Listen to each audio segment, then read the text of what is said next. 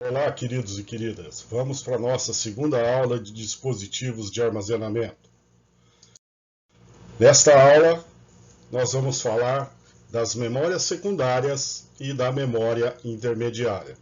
Na última aula, a gente viu a memória principal, que é formada pela ROM e pela RAM.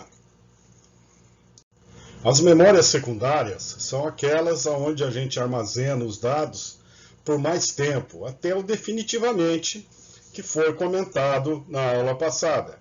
Esse definitivamente é relativo, por quê? Porque depende de quanto tempo vai durar a mídia, o meio aonde estão inseridos os dados. Então, são memórias que, ao perderem o fornecimento de energia, elas não perdem os dados que estão lá. Então, elas são não voláteis. E elas podem ser classificadas em relação à mídia que utilizam. Então, as memórias secundárias têm três grupos: as memórias magnéticas, as memórias ópticas e as memórias eletrônicas. A memória magnética tem como representante hoje apenas o disco rígido ou HD. As memórias ópticas têm os CD-ROMs e os DVD-ROMs. E a memória eletrônica, temos as memórias USB Flash Drive, que são os pendrives velhos conhecidos de vocês. O outro tipo são os cartões de memória, também chamados de memória flash, e os SSDs, que são as unidades de estado sólido, que vem substituindo o HD. O primeiro grupo das memórias secundárias são as memórias magnéticas. Magnéticas porque usam a magnetização para armazenar um dado. Num dado ponto, magnetiza-o e, ele estando magnetizado, consegue-se ler aquele ponto, aquele lugar, se tem magnetização ou não. O nome HD vem de hard disk e antigamente era chamado de Winchester. HD, hard disk, é disco rígido. Ele tem esse nome porque anterior a ele a tecnologia que estava disponível era dos discos flexíveis, que a gente vai ver um pouquinho para frente. Então, esses discos flexíveis, como o nome já diz, eram flexíveis. Surgiu esse componente que era sólido, bem sólido, e então chamou-se de HD. Então, o HD hoje ainda é o principal componente de armazenamento de dados no nosso computador. O HD armazena arquivos que são programas, textos, os bancos de dados, as imagens, os documentos. Então, no HD são armazenados os dados do computador. Mais para frente a gente vai ver que essa tecnologia está sendo substituída e nós veremos qual é o componente que vai substituir essa tecnologia. A operação de armazenar os dados se chama gravar e quando retiramos os dados desse HD, a gente chama em excluir ou deletar. O HD funciona com discos que ficam girando, se movimentando, e sobre eles algumas cabeças de leitura mecânicas fazem com que a cabeça se mova em cima desse disco e vai magnetizando os pontos. E um ponto pode estar magnetizado ou desmagnetizado. Se estiver magnetizado, 1. Se não tiver, 0. Código binário que vocês já conhecem. O HD tinha duas tecnologias, uma bem antiga chamada IDE e uma mais nova chamada SATA. O padrão SATA hoje já está no SATA 3. Então temos um SATA 2, o SATA 3 e tivemos o SATA 1. Os computadores que formos comprar hoje estarão nesse grupo de SATA 2 ou SATA 3. Os encaixes são parecidos dos SATAs, então não há muita preocupação, a não ser em saber se a sua placa-mãe trabalha com qual tipo, com qual padrão de tecnologia. Aqui temos duas imagens de HD. A primeira, do lado esquerdo, está um HD desmontado.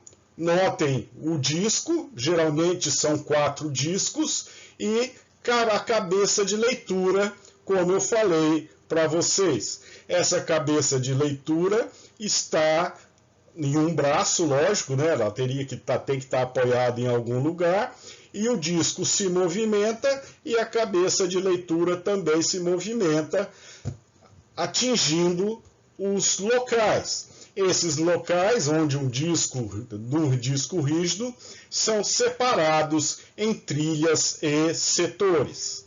Do lado direito, temos uma HD moderna, nova, que estão vendendo agora. Notem que ela é da Seagate, o nome dela é Barracuda, o padrão, o nome comercial, e ela tem 2 terabytes.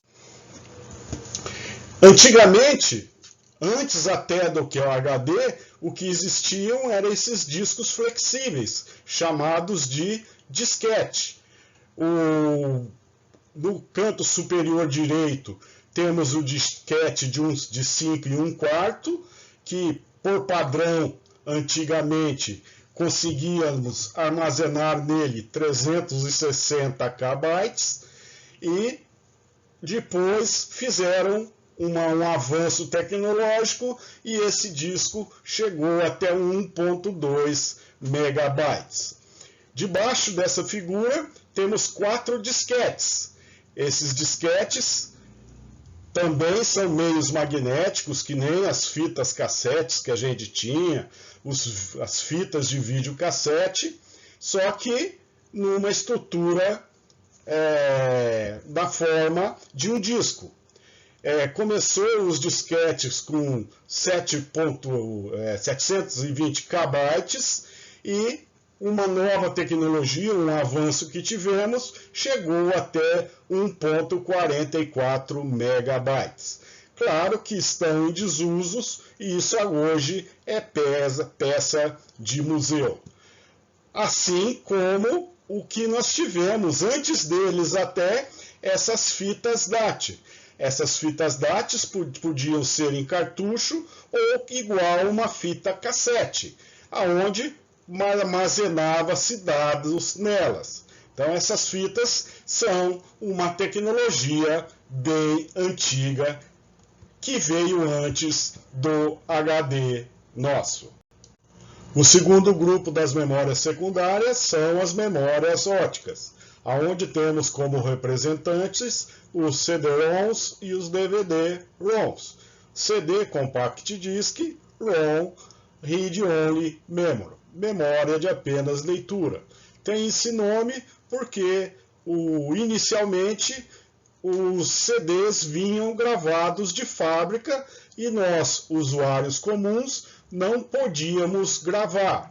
Então, o ROM de apenas leitura veio deste fato de nós não conseguirmos gravar, ele já vinha gravado. A tecnologia evoluiu e passou-se a poder gravar os CDs nas nossas máquinas. Então a gente comprava CDs virgens e gravávamos os dados deles.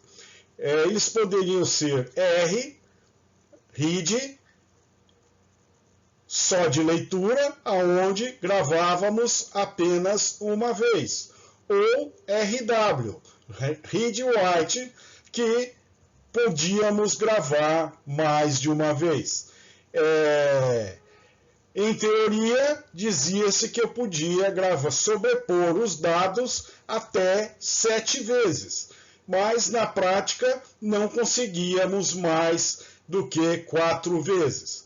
Pessoalmente, não utilizava o RW, porque ele era bem mais caro que o CD comum, virgem, de gravar uma vez só. Essa tecnologia utiliza um feixe de luz que é projetado na superfície do CD. Essa superfície é espelhada e reflete o facho de luz para uma cabeça de leitura. Pela distância lida, isto é, mais fundo o CD ou mais raso, consegue-se ler o 1 e o 0 e ali verificar o dado que tem ali. Nós já sabemos que o 1 e o 0 são os bits que vão formar os bytes, que vão formar palavras, números e tudo mais. O mais comum eram os CDs, os leitores de CDs que vinham dentro para serem armazenados nas baias do gabinete. Mas existiam também leitores de CD, DVD externos. Ainda existem hoje em dia, mas esta é uma tecnologia que está em desuso, isto é, daqui a pouco não teremos mais elas nos nossos computadores. Em muitos notebooks hoje já não existem mais CDs, DVDs. No computador de mesa, se você quiser, você compra este componente e coloca na baia do seu computador. O terceiro grupo das memórias secundárias são as memórias eletroeletrônicas. Esse grupo são chamados de memórias flashes e nada mais são do que chips, circuitos integrados que armazenam dados.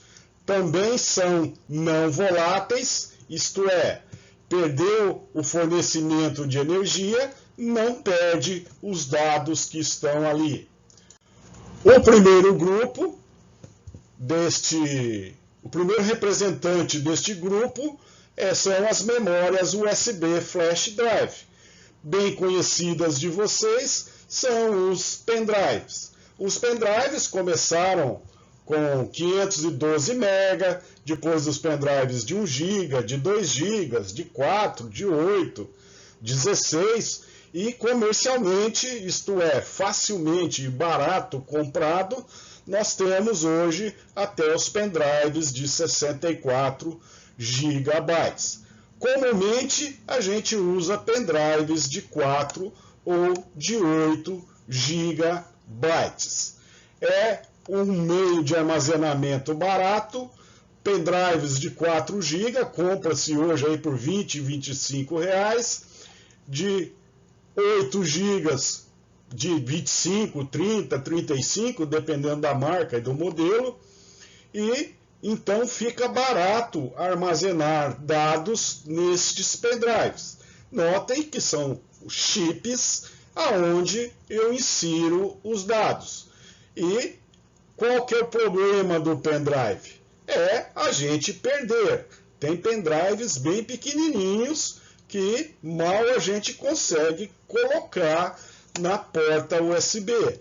Esses pendrives, o problema é perder os dados, mas eles substituíram os disquetes e os CDs e é onde hoje a gente transporta os dados de um lugar para o outro. vou levar um dado de casa para a escola, é muito mais fácil eu levar num pendrive.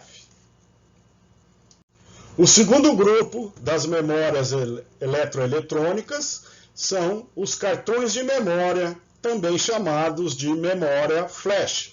São os cartõezinhos que nós utilizamos muito mais nos nossos celulares, nas câmeras, do que nos nossos computadores.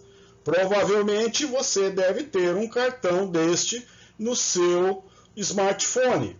Ali você armazena o dado que nem armazenaria no computador. Ele tem vários fabricantes e vários modelos diferentes. Neste curso a gente não vai entrar em detalhe de modelo de cartão de memória, mas saibam que um cartão utilizado na tua máquina fotográfica pode ser diferente de um cartão utilizado no seu smartphone. E a diferença é até no padrão, no tamanho físico dele. Então temos que tomar cuidado de comprar estes cartões, principalmente para os componentes, como uma máquina fotográfica, que não é tão comum. É claro que se você chegar na loja e pergunta eu quero um cartão de memória para o meu smartphone, eles vão saber qual é o modelo que você vai utilizar. Mas se você chegar e falar, eu quero um cartão de memória para minha máquina fotográfica, aí já fica bem complicado. Tomem cuidado. O último grupo das memórias eletroeletrônicas são as SSDs, as unidades de estado sólido. Eles vêm substituindo o HD, que são nada mais nada menos que chips, aonde armazenamos dados. Não substituiu totalmente os HDs ainda por questão de custo.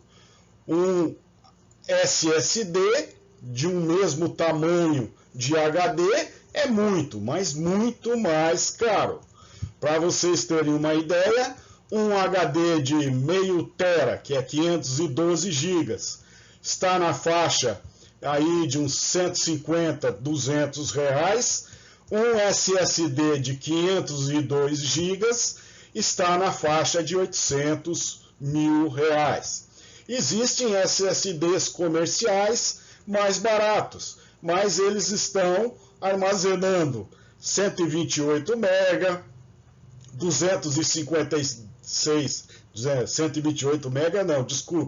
128 GB, 256 GB. Este do 256 GB está na faixa de 300 a 400 reais. Aqui temos uma imagem de um SSD e notem que ele tem a conexão e a conexão é igual a um HD hoje padrão SATA. Os encaixes são no mesmo lugar. Só que ao invés de ter um disco com cabeça de leitura que nem os HDs, temos apenas chips, circuitos aonde vamos armazenar os dados. O terceiro grupo das memórias secundárias é a memória intermediária. Não vou falar muito dela, nós já estudamos quando vimos processadores e vimos que ela é uma quantidade de memória colocada na mesma peça do processador. Hoje existem diversas escalas dessa memória. Então eu tenho a memória cache L1, a L2, a L3 e assim vai, mas nós não entraremos em detalhes. Notem que essa memória é cara, por isso que a gente usa pouco dentro do processador, e ali são colocados os dados pelo sistema operacional das próximas instruções que ele acha que o processador vai pedir. É por tentativa e erro, e se não for a próxima, é descartado. E essa tecnologia aumentou em muito o poder de processamento. Chegamos ao fim, então, das memórias ou dispositivos de armazenamento. Todo esse conteúdo está lá na nossa apostila, estudem e logo colocarei exercícios para vocês lá no Google Classroom. Lembrem-se, esses exercícios valerão a nota do trimestre de vocês. Portanto, não deixem de responder.